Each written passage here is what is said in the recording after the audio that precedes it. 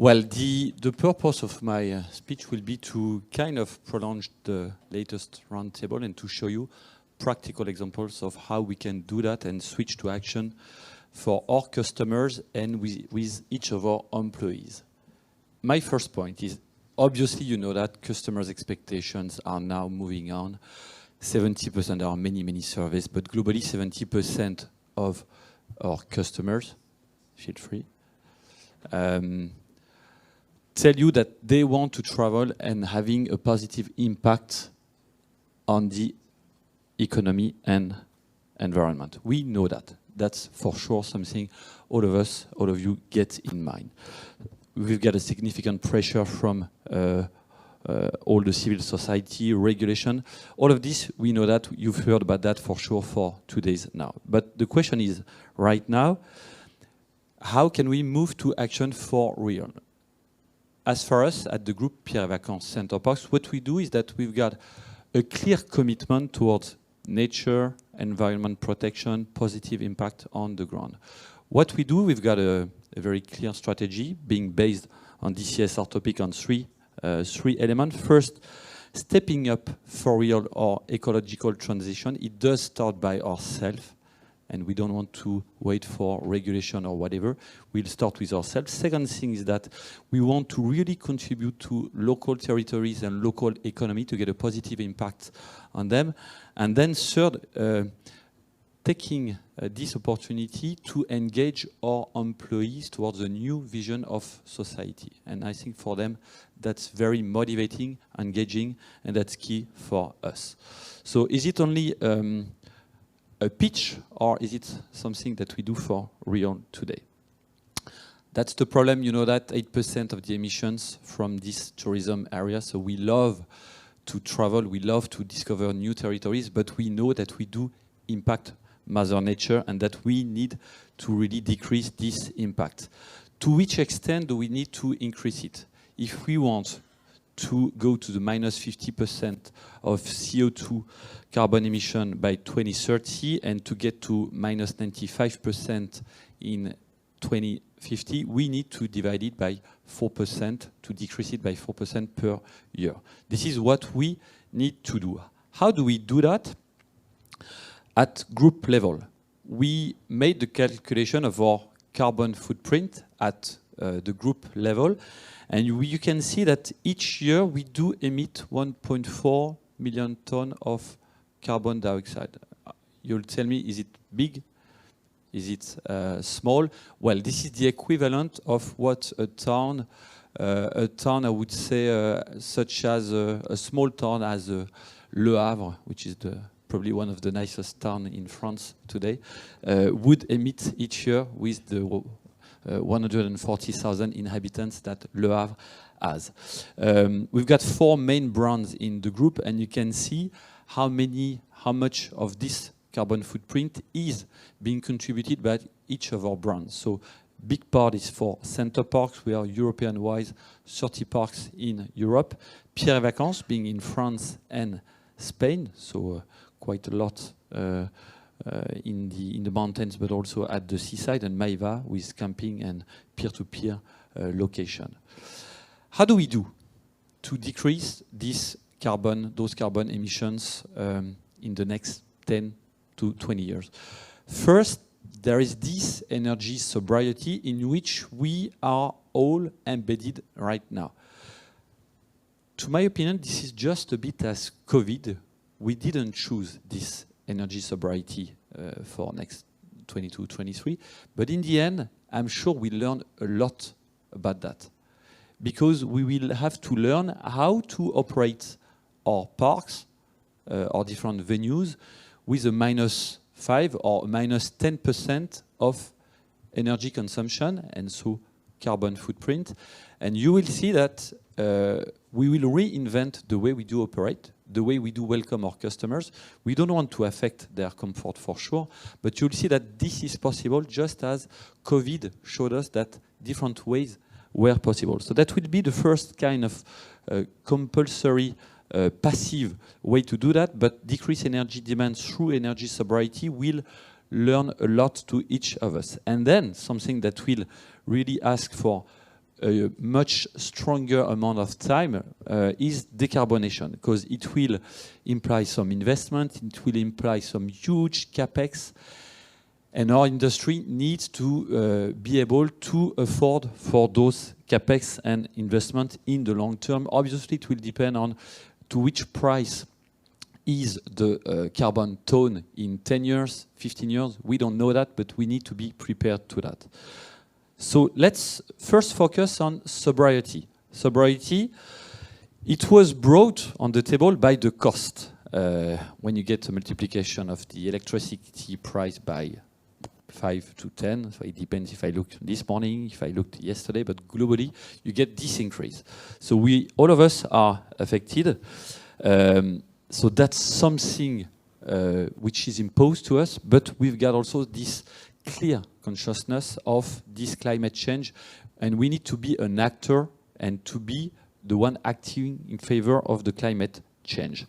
Rules that was said. So what we want to do at group level is, I think as every of you here in the room, I guess Alexis, you'll do so the same way. Globally, minus 10% energy consumption within 2 years, meaning minus 5% this year and minus 10% for the year after.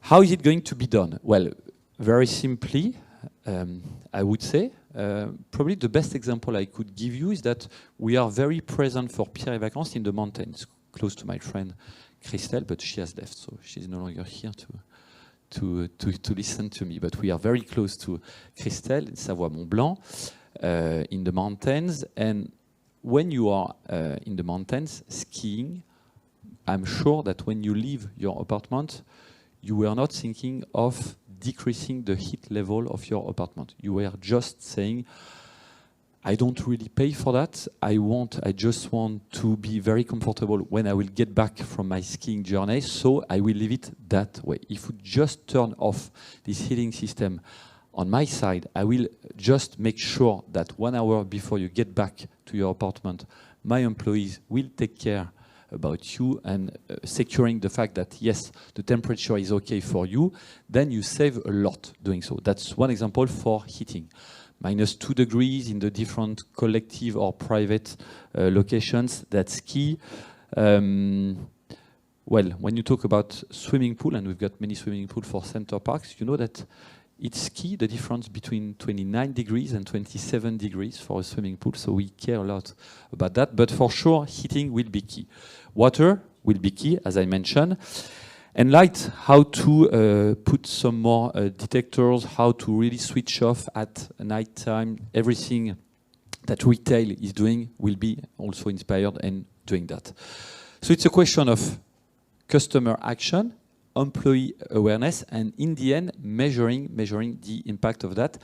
And I think that we should be quite transparent towards our customers, just to tell them that we are facing the same problem.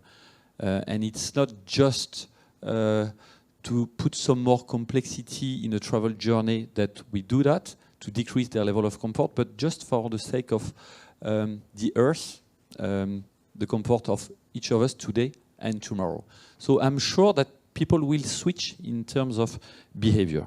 So that's for sobriety number 1, and we will measure at the end of 22, at the end of 23, to which level we've been able to decrease our consumption. Second topic is carbon emission trajectory. Minus 5% per year, I told you, which means in the different scope we have, we made the calculation as I told you, scope 1 and 2, which are in our hands, are contributing to 20% of our total carbon footprint. Scope 3, being mainly purchase and transportation, contributing to 80% of our footprint. So I could say, well, dear friends from SNCF, motorways, etc., everything is in your hands, but I will first care about my 20%, which are in my hands. I will try and I will commit to halve those scope 1 and 2 emissions, to divide them by 2 by 2030. And concerning the scope 3, so mainly, as I said, waste, so purchase, procurement, and transportation. The aim is to divide it to do minus 30% on this scope 3 level. So that's very easy, you know, to claim a big figure, and all the more as it's very far away, to say, okay, I will no longer be there, so probably in 2030, 2050, I could take those commitments for my successors, but we want to take it very concretely. And so we took the whole customer journey to say, what would be the change for each of them to commit to this trajectory? Well, first, what does it mean in terms of how to go to your destination? As I said, you can see probably on the top right side of this slide, the contribution of travel in the carbon footprint of Pierre et Vacances, Center Parcs, and Maeva. For Pierre et Vacances, that's 60% of the contribution. For Maeva, that's 76% of the contribution. And for Center Parcs, that's 26%. Why is there such a difference? Because when you go to ski, that's for Pierre et Vacances.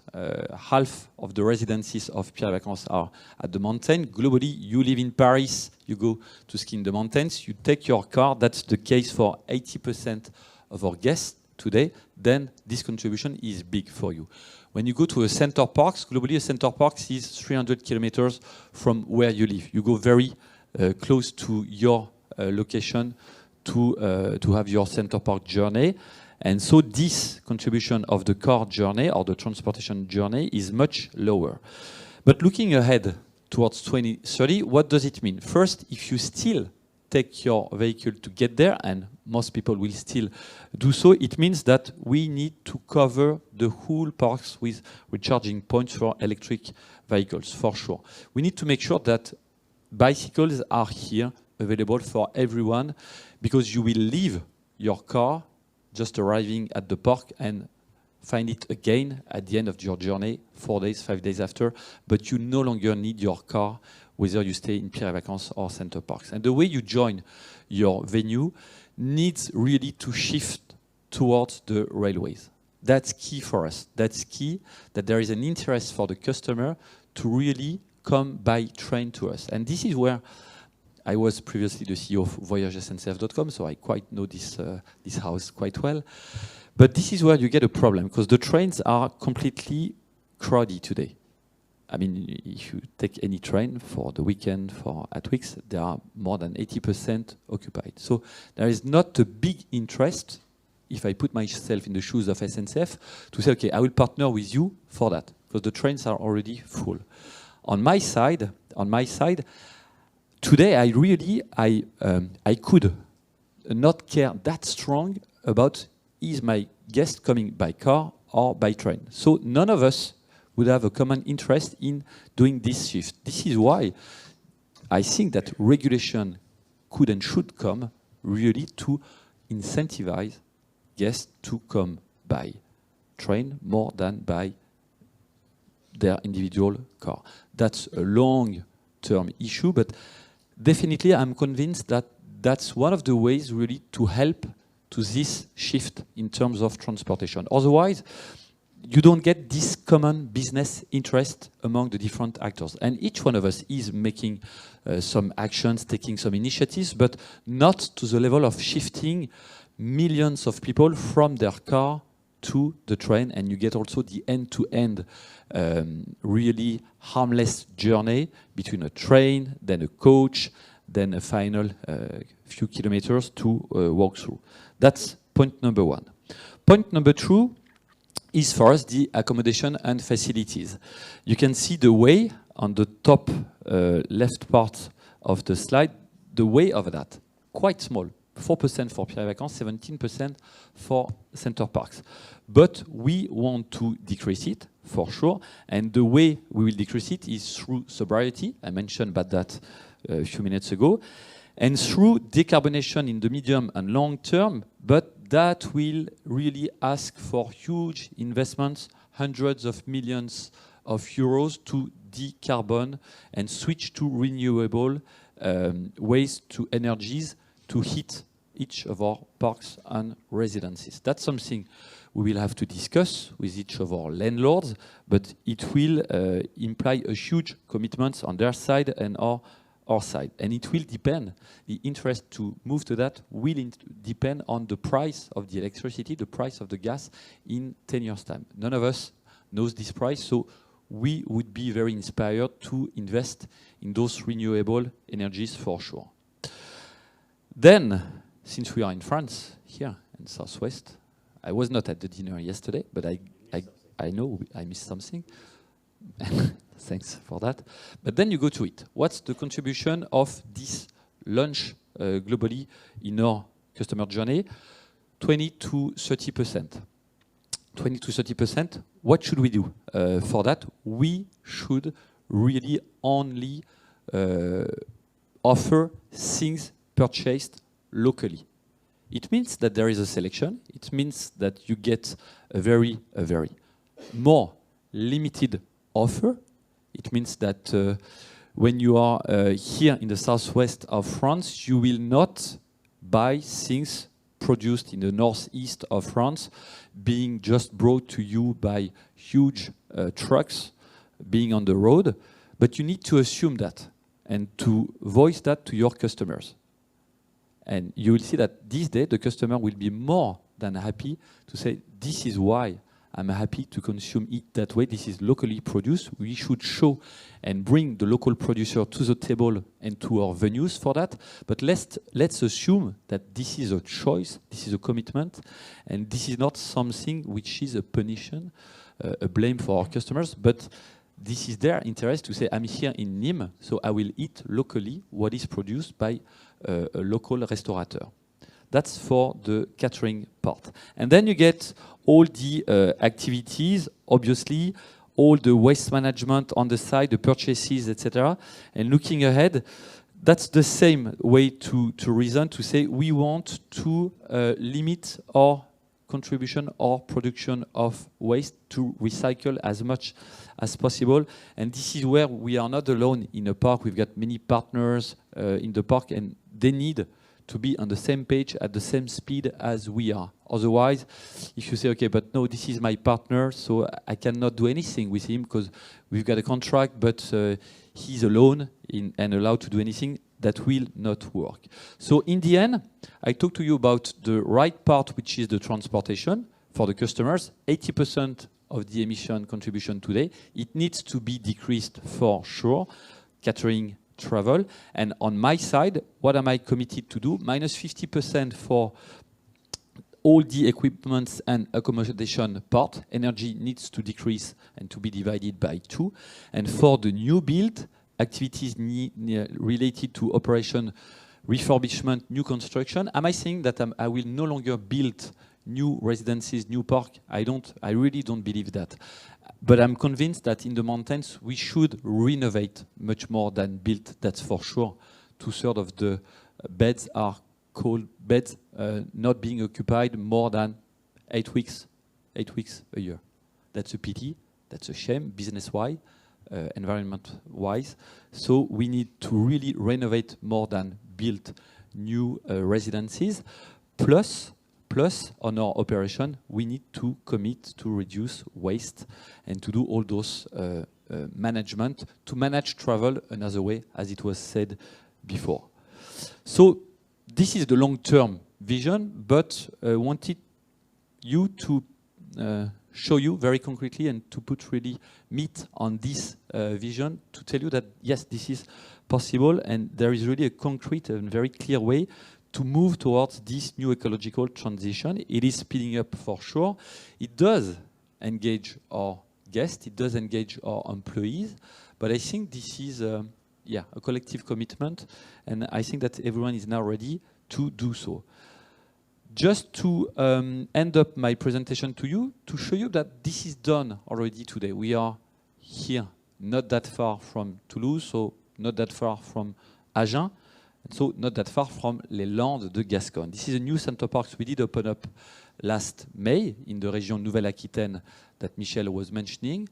And this park, I think, is the perfect example of what I did describe to you in our vision towards 2030. Why that? Look at our carbon footprint. This whole, we've got 400 cottages there instead of the usual 1,000 cottage we would have in another park before. So we now open smaller parks with 400 cottages. Biomass for the heating system with local wood chosen in an area around 40 kilometers around the park, chosen by each of the local deciders, politicians of the center parks. We chose together where we would take this wood to heat the parks through the biomass system. No AC. We are in Agen, between Bordeaux and Toulouse. You were in France or globally somewhere this summer, so you remember the temperatures this summer. We have no air conditioning in this park. Was it a problem this summer? Not at all, because we've got natural ventilation, and we do explain the reason why we did so to the customer. So we had literally no complaint, even this summer, about having no AC. Second thing, water. We've put in place the innovative system of purifying marshes for part of the swimming pool water, meaning that you take part of the water of the swimming pool and you bring it to other parts of the park where they could be used. That could be, for example, for the toilets of each of the cottages. But we are recycling this water, and the way we design this park and the water system was done that way, not to waste a single centimeter of or centiliter of water. Then biodiversity. We talked a lot about biodiversity. We need to decrease our impact on the earth, on the carbon, on the energy, but I'm convinced that for each of the projects we do develop and design today, we should have this positive impact view. How could we contribute to the local communities, to the local biodiversity, bringing a new park or new residences? This is what we've done for Pierre and Vacances in one of our villages, to say we don't need all those plots, all those square meters, and so we'll take part of it and we'll give it to local NGO which are taking care of the local biodiversity. What we've done in Center Parcs Land de Gascogne is that we created local areas where we take literally each of our guests by the hand to take them and go and discover what is biodiversity. What does it mean for children, for parents? None of us knows that. So they do that together, and this is probably one of the biggest USP we've got now for Center Parcs, which is close to nature. It's no longer, I would say, the Aquamundo, the slide, etc. We want our customers to come and see us, much more and more numerous, for the sake of our nature commitment. And this is really proving right, since this is the reason why now they come and see us more and more frequently.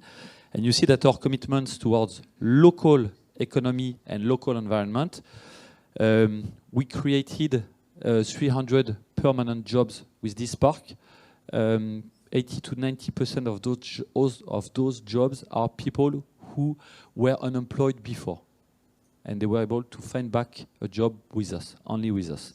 Local purchases and a tourist office making the whole promotion of Nouvelle-Aquitaine, Bordeaux, Toulouse.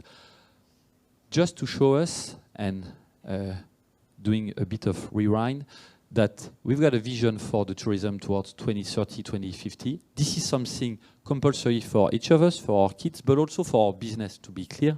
And the way we do that today is through a clear path around the whole customer journey. And I think that each one of us should take some very clear and concrete examples, such as Land de Gascogne, to say, yes, this is possible. This is not only a nice story, but this is what everyone is living today. And I'd like to end up with the level of satisfaction of those customers having experienced Land de Gascogne. We've got an NPS above 60 on this park, and this is why I'd like, since we are close to it right now, to encourage each of you to come and visit Land de Gascogne. Thanks a lot for your attention.